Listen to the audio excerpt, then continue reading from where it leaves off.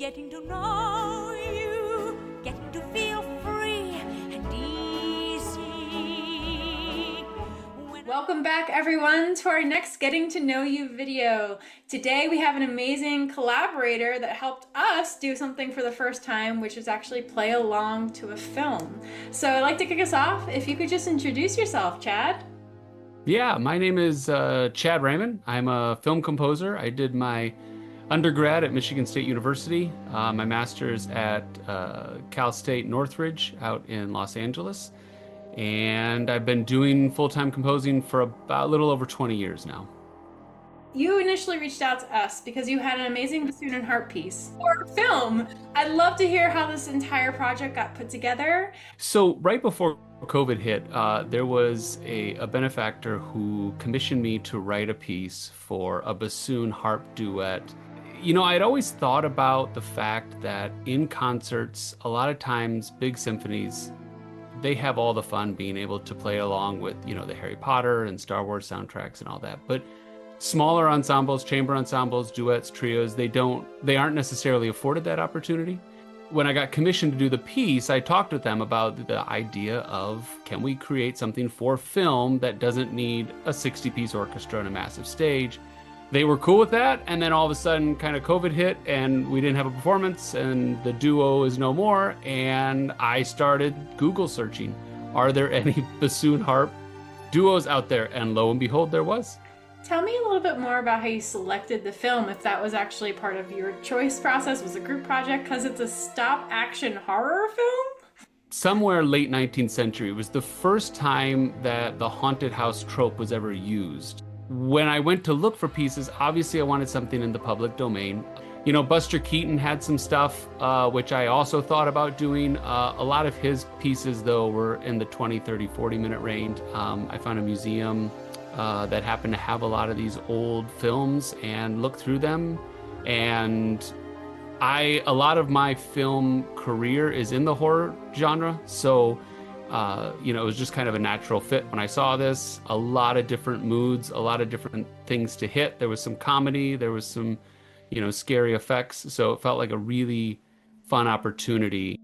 Could you tell me a little bit more about some of your other fun film horror spaces and how you got involved with those? What's interesting about my career is the majority of my career is in horror films and holiday films.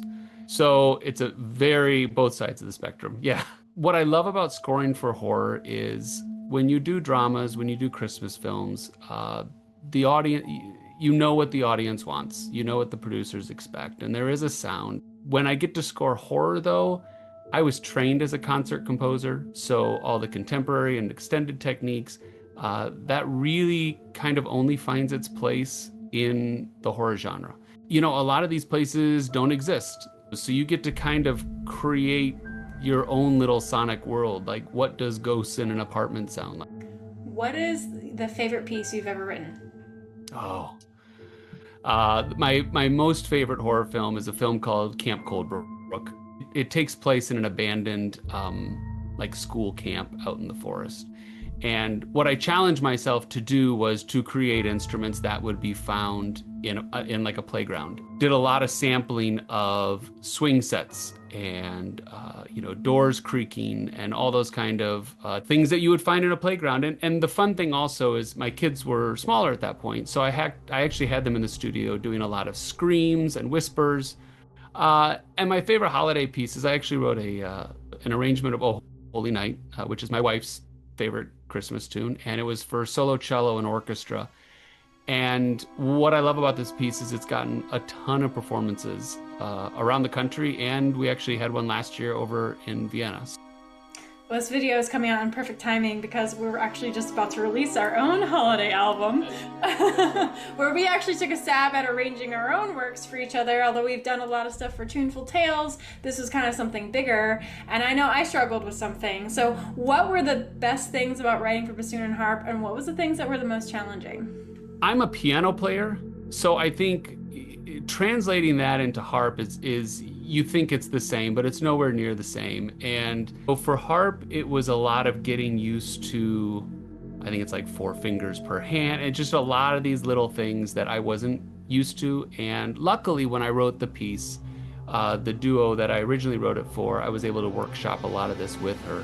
When I write for woodwinds, what I always find interesting is stuff that I write that looks complicated on paper can be incredibly easy for them, but something that looks super simple on paper tends to be a little more difficult. And so that's always a hurdle that I have to get over. In addition to composing, I know that you're also providing educational resources for young musicians coming to the field. Can you talk a little bit about that initiative you just started?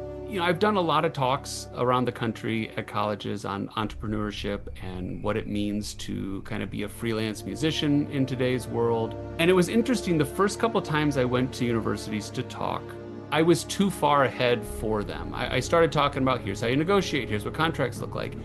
And when I had an open Q&A for the first couple ones, one of the first questions somebody asked was, do I need another bank account? And that stuck with me because I thought, wow, we're way too far past. I'm talking 2-3 years into your process at this point.